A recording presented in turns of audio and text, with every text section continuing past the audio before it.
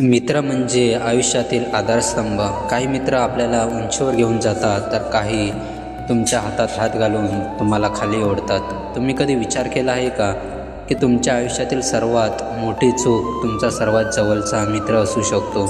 आजची स्टोरी आहे आकाशची. हुशार, मेहनती, पण एका चुकीच्या मित्राच्या जाळ्यात अडकलेला. ही स्टोरी तुम्हाला शिकवेल की प्रत्येक हसणारा चेहरा तुमचा हितचिंतक नसतो.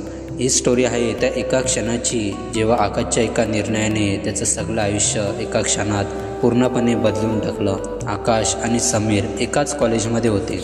आकाश एक शांत, अभ्यासू मुलगा.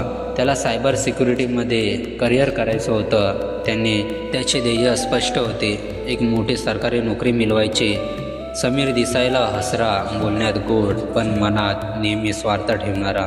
तो नेहमी आकाशजवळ राहायचा. कारण काय? आकाश हुशार होता आणि समीरला त्याचा अभ्यासात मदत लागायची.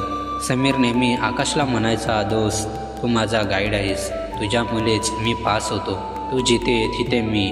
आकाशला समीरवर खूप विश्वास होता. तो त्याला जिवलग मित्र मानत असे. दोघांनी सरकारी परीक्षेचा फॉर्म भरला आणि तयारी सुरू केली. आकाशने प्रचंड मेहनत घेतली. तो रोज 12 तास अभ्यास करत असे. समीर फक्त वरवर अभ्यास करायचा आणि आकाशची नोट्स कॉपी करायचा. अखेरीस परीक्षेचा निकाल लागला. आकाश पास झाला आणि समीर फक्त काही गुणांनी नापास झाला. आकाश आनंदी होता, पण समीर निराश. समीरने आकाशला मिठी मारली आणि डोळ्यात पाणी आणून म्हणाला, तू जिंकलास दोस्त, आता तू माझ्यासाठी आहेस.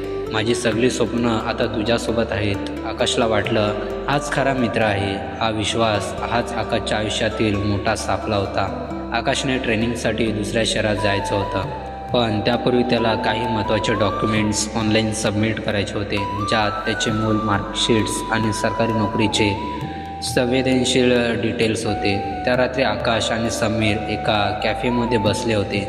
समीर खूप टेन्शनमध्ये होता. समीर म्हणाला, दोस्त, माझी आई खूप आजारी आहे, मला खूप पैशांची गरज आहे, पण कुठेच नोकरी मिळत नाही आहे. आकाशला वाईट वाटले. त्याने समीरला मदत करण्याचे वचन दिले.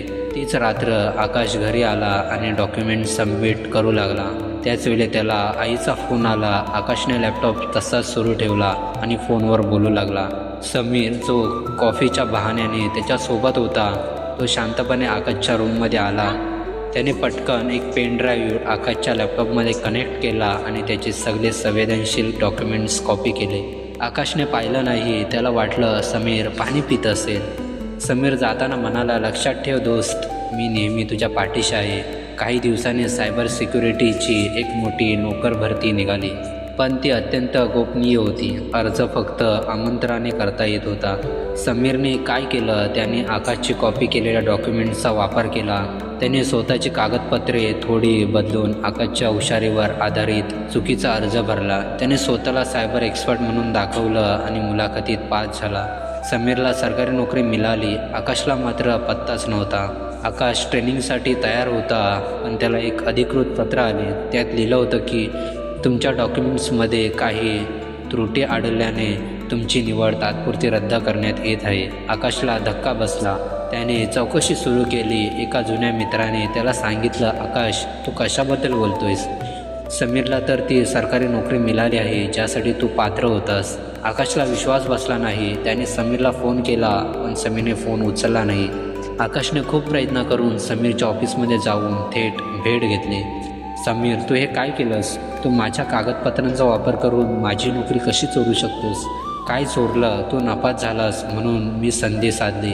तू फक्त पुस्तकांचा किडा आहेस दोस्त. तू एवढा हुशार असूनही तुझा लॅपटॉप सुरक्षित ठेवू शकला नाही आहेस, तर तू देशाची सिक्युरिटी काय राखणार? समीरचे शब्द आकाशच्या काळजाला भिडले. आकाशला कळून चुकलं, त्याच्यावर विश्वास ठेवणं हीच त्याची सर्वात मोठी चूक होती. आकाशचे करिअर, त्याची स्वप्ने त्या एका चुकीच्या मित्राच्या एका स्वार्थी कृतीने धुळीस मिळाली. त्या कायदेशीर लढाई लढला, पण त्याचा काही उपयोग झाला नाही. त्याला नोकरी मिळाली नाही. त्याचे संपूर्ण आयुष्य, त्याचे ध्येय त्या एका रात्रीच्या आंधळ्या विश्वासामुळे बदलून गेलं.